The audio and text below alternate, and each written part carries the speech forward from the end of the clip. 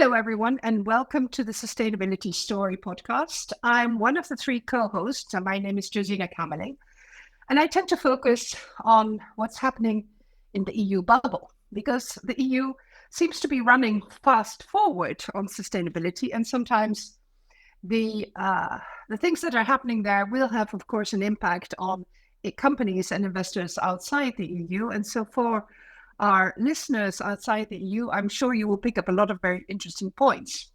Today, I have with me Jane Thostrup Jagd, who is the director of Net Zero Finance, the We Mean Business Coalition.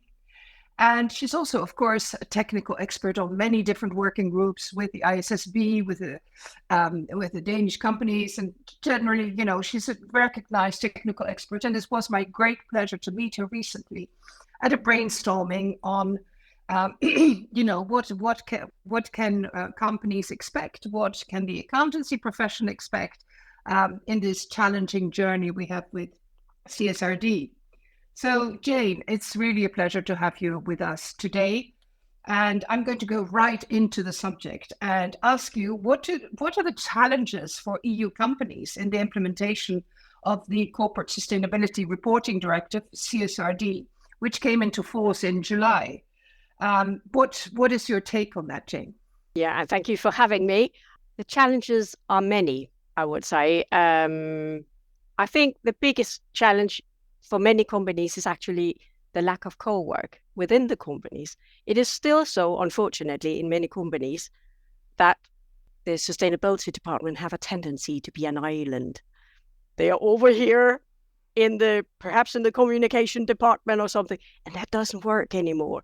So they will have to be pulled into the companies so they co-work more, especially with the financial people. But it also requires that the financial people are more open to this agenda.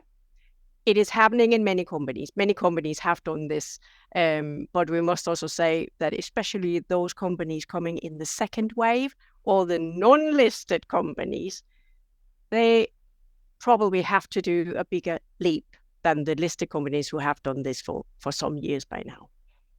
Yes, and Jane, it's a very interesting point that you bring up on, that sustainability experts are going to have to be brought right into the company.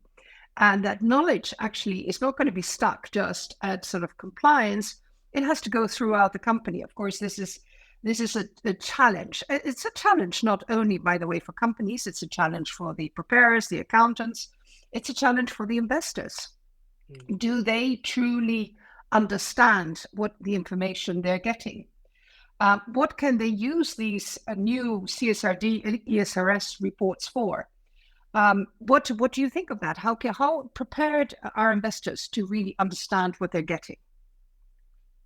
Unfortunately, I don't think they're prepared. Many are not, at least, because we still see many investors, also large institutional ones, but also, of course, Mr. and Mrs. Jones. They only look at the ratings. And that is problematic, especially in the future. If the companies are to report in these detailed ways, and they experience that their reports are not being used at all, that doesn't work. But I would like to bring two examples which may inspire the investors. What can we actually use it for? Think of this. Employee turnover, for instance, especially the voluntary part. That is interesting, because if you have a company who stands up at the AGM or the Capital Markets Day and say, we will grow, and then you can see in the report that they have a turnover of employees which is higher than the competitors, then it's not very likely that they will grow, at least not as fast as their competitors, because they have all the good employees. So that is one example. Another example could be CO2 per share, for instance.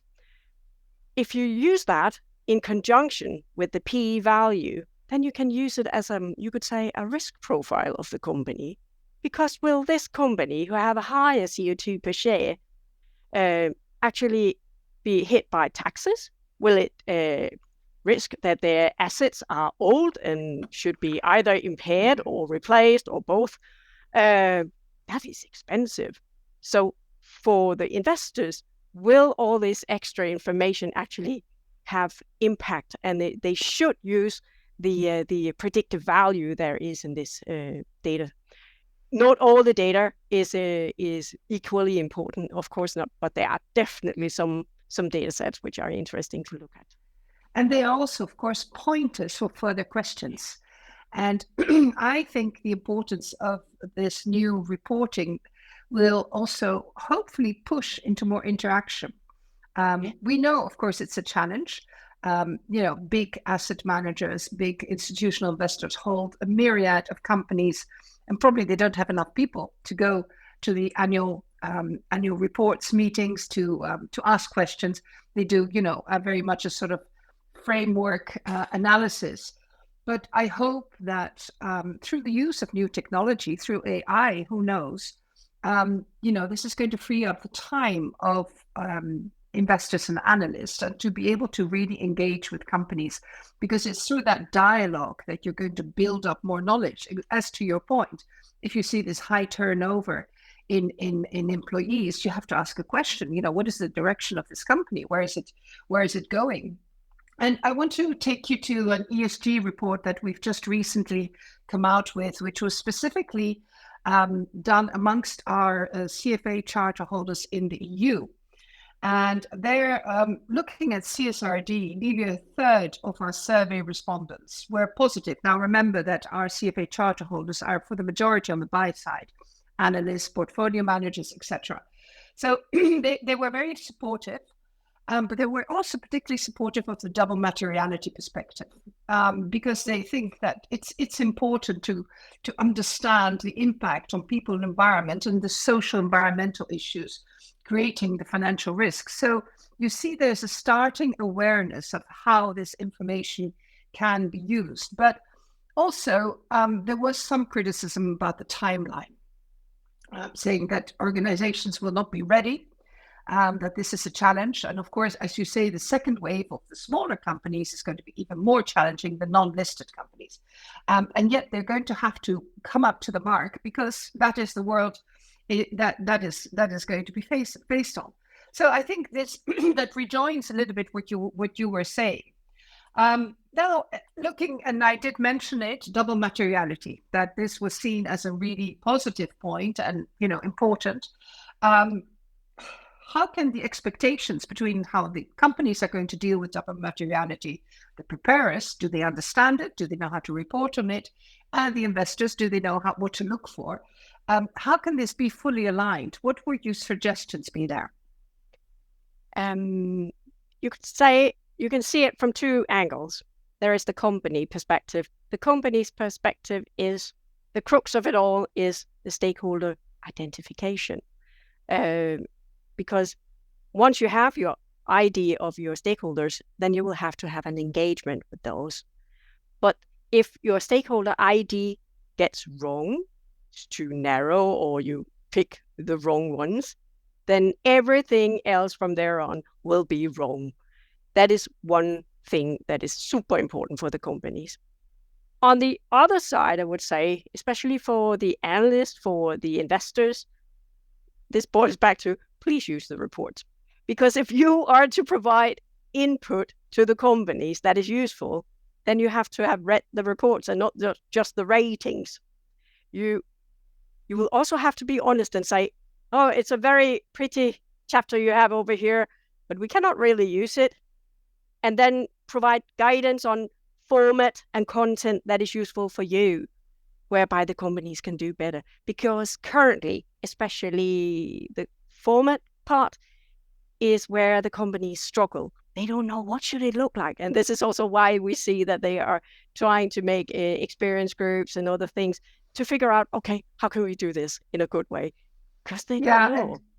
And I think, what I've seen is a lot of sustainability reports are very glossy and have these wonderful images about, but is that really what, the investor needs? And I agree with you. I think we have to go beyond the glossiness and find, the nitty gritty. And, but then again, to your point, it's all about this communication, the auditors, the preparers, they have sometimes quite junior people who may not have been trained in sustainability, because universities are still catching up on all of this. So, they're coming out of universities, they're going into the firms, both at company level, whether it's, asset manager or quite junior. And are they ready to understand this huge, challenging influx of data that they have to cope with? So I think that alignment has to grow through communication and through engagement and transparency as much as possible, which of course is also a concern for companies because they feel, and maybe you can explain that a little bit more, but the more transparent, the more they give away their business secrets, right? So how does a company deal with that? Yeah, we also hear that a lot, especially when we talk about plans, transition plans. That is a trade-off for companies. They have this trade-off saying, we don't want to show our hand. We see it as you're playing cards. They don't want to show their hands. So that is on the one side. On the other side, they have the investors. They would like to have full insight for good reasons. So it's really difficult for companies. And what I foresee is that many companies will, of course, report on their risks. Not an issue. They will have to do that. But the opportunities will probably be a bit more fluffy, perhaps not revealed in details before they have the contracts in place, before they actually know that this will happen. We will see many companies who are refraining from providing information about their opportunities. And I fully understand it. That is to the point that, we may go to the opposite of greenwashing. We may actually under give information on those opportunities, on where the company is going to, because of that fear that if it's not yet set in a contract, they don't want to give it away.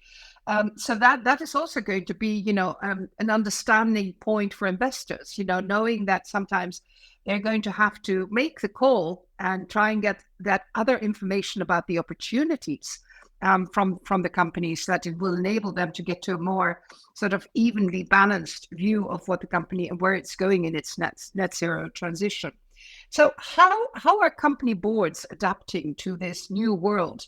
What are they doing with CSRD? What are you seeing at board level? I know that at least some boards they get some training to do more on this. But actually the CSRD in itself does not require any actions. It just requires transparency, which is enough for many companies to just be transparent about, for instance, their opportunities. So the CSRD in itself will not do it. It is more likely that the CSDDD will require not reporting, because it's not a reporting directive, but it will require more activities within the board.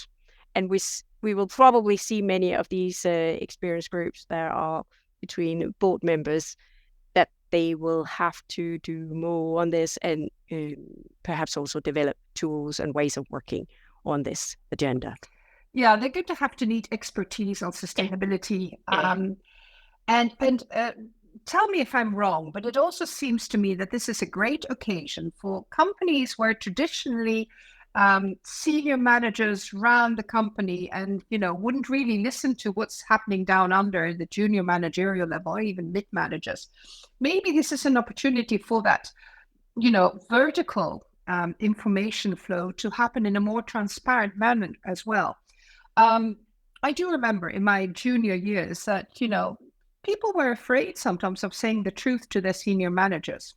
And this, of course, in your path to net zero it's crucial to have this honesty right down from where the people are actually dealing with the issues all the way up to the board. And I think this is some of the issues we've seen recently with companies have been about that as well. This is sort of presenting a glossy picture to your senior management. It's not going to help in this instance, is it?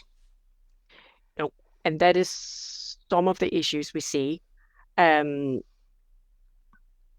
still some of the plans are too high level, too impractical, and this is also why we see some investors who, for instance, now are saying, okay, it's very lovely that you have all these net zero targets, but we want to see your green capex. We want to see what do you actually do in real life.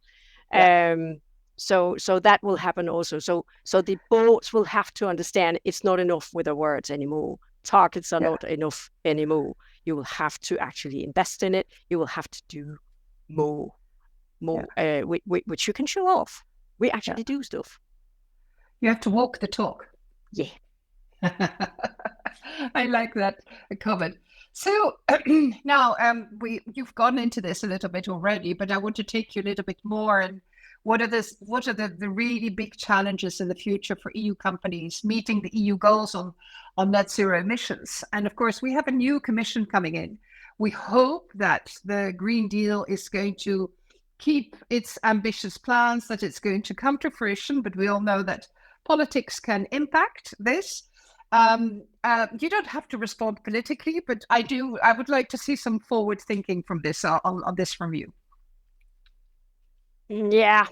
The first thing I will say is be patient. Time is crucial here, because right now a tsunami of new reporting and action activities are actually hitting all the companies right now. Some of them have not even kicked in yet. And yet we hear some politicians who are saying, it's not enough, we need more. And I'm like, could you please just let it kick in first? Then we know whether it is enough or not. Especially the CSRD is so enormous that many companies have not really grasped yet what kind of topics they are to cover yet. And the investors and other stakeholders haven't seen it yet. So maybe it's enough as it is right now. There might very well be a need for more guidance. There might very well be a need for experience groups and also support in other ways. But more rules, I am not entirely sure is the way forward. Yeah. I think it's true. If we remember, sustainability started with part of a phrase in the CMU action plan back in 2015. So we're 9 years down.